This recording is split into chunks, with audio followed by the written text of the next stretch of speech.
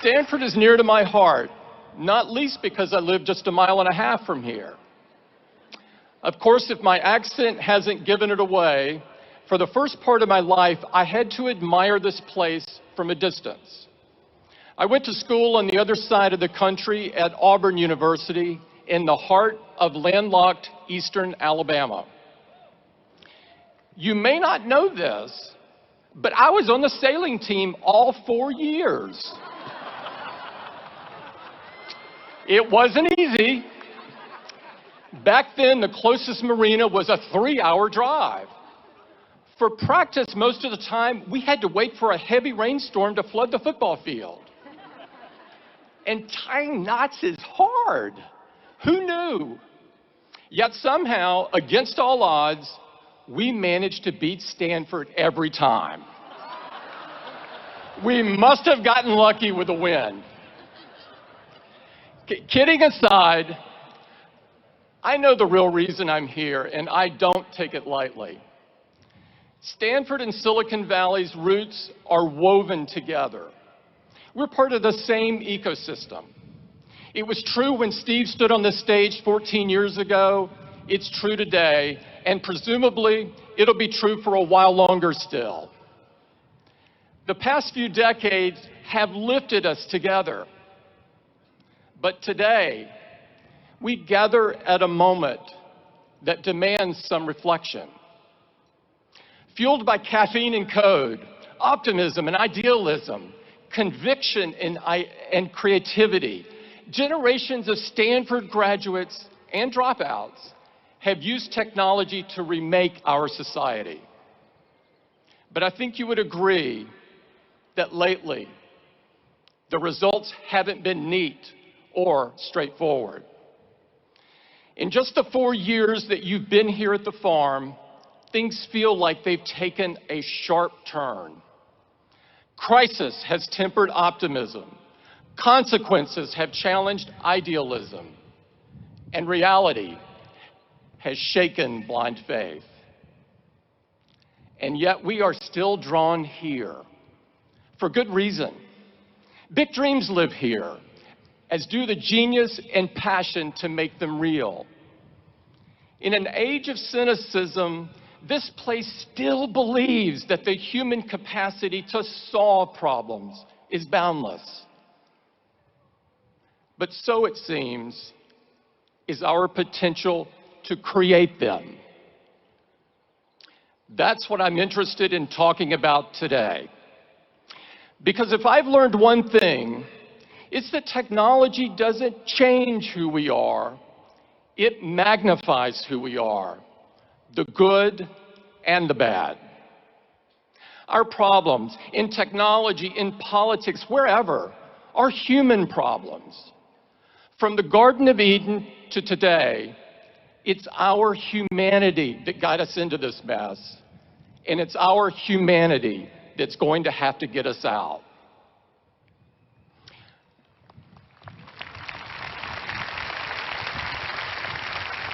First things first, here's a plain fact.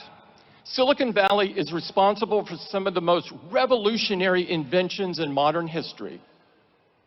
From the first oscillator built in the Hewlett-Packard garage, to the iPhones that I know you're holding in your hands. Social media, shareable videos, snaps and stories that connect half the people on Earth. They all trace their roots to Stanford's backyard. But lately, it seems, this industry is becoming better known for a less noble innovation. The belief that you can claim credit without accepting responsibility. We see it every day now, with every data breach, every privacy violation, every blind eye turned to hate speech. Fake news poisoning our national conversation. The false miracles in exchange for a single drop of your blood. Too many seem to think that good intentions excuse away harmful outcomes. But whether you like it or not, what you build and what you create define who you are. It feels a bit crazy that anyone should have to say this. But if you've built a chaos factory, you can't dodge responsibility for the chaos. Taking responsibility means having the courage to think things through. And there are few areas where this is more important than privacy. If we accept as normal and unavoidable that everything in our lives can be aggregated, sold, or even leaked in the event of a hack, then we lose so much more than data. We lose the freedom to be human. Think about what's at stake. Everything you write, everything you say, every topic of curiosity, every stray thought, every impulsive purchase, every moment of frustration or weakness, every gripe or complaint, every secret shared in confidence.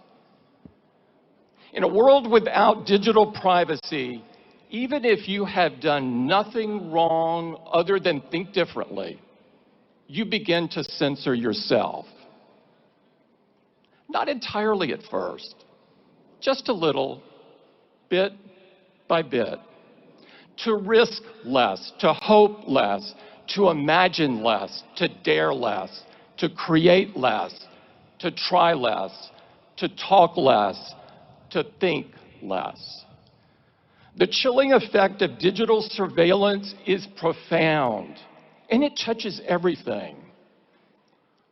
What a small, unimaginative world we would end up with.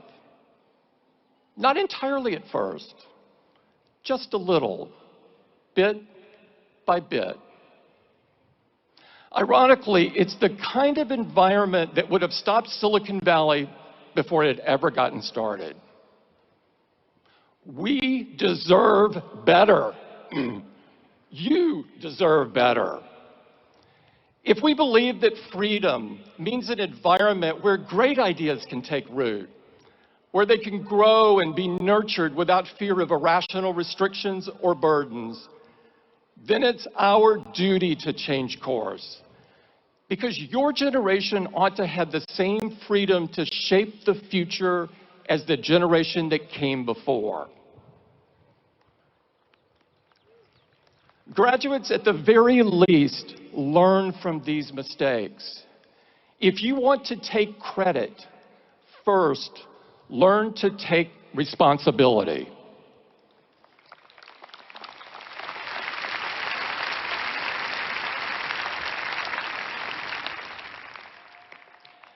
Now, a lot of you, the vast majority, won't find yourselves in tech at all. That's as it should be. We need your minds at work far and wide, because our challenges are great, and they can't be solved by any single industry. No matter where you go, no matter what you do, I know you will be ambitious. You wouldn't be here today if you weren't. Match that ambition with humility, a humility of purpose. That doesn't mean being tamer, being smaller, being less in what you do. It's the opposite. It's about serving something greater. The author Madeleine L'Engle wrote, "Humility is throwing oneself away in complete concentration on something or someone else." In other words, whatever you do with your life, be a builder. You don't have to start from scratch to build something monumental. And conversely, the best founders, the ones whose creations last and whose reputations grow rather than shrink with passing time, they spend most of their time building piece by piece. Builders are comfortable in the belief that their life's work will one day be bigger than them, bigger than any one person. They're mindful that its effects will span generations. That's not an accident. In a way, it's the whole point. In a few days, we will mark the 50th anniversary of the riots at Stonewall. When the patrons of the Stonewall Inn showed up that night, people of all races, gay and transgender, young and old, they had no idea what history had in store for them. It would have seemed foolish to dream it. When the door was busted open by police, it was not the knock of opportunity or the call of destiny. It was just another instance of the world telling them that they ought to feel worthless for being different. But the group gathered there felt something strengthen in them, a conviction that they deserved something better than the shadows and better than oblivion. And that if it wasn't going to be given, then they were going to have to build it themselves. I was 8 years old and 1,000 miles away when Stonewall happened. There were no news alerts, no way for photos to go viral, no mechanism for a kid on the Gulf Coast to hear these unlikely heroes tell their stories. Greenwich Village may as well have been a different planet, though I can tell you that the slurs and hatreds were the same. What I would not know for a long time was what I owed to a group of people I never knew in a place I'd never been. Yet I will never stop being grateful for what they had the courage to build.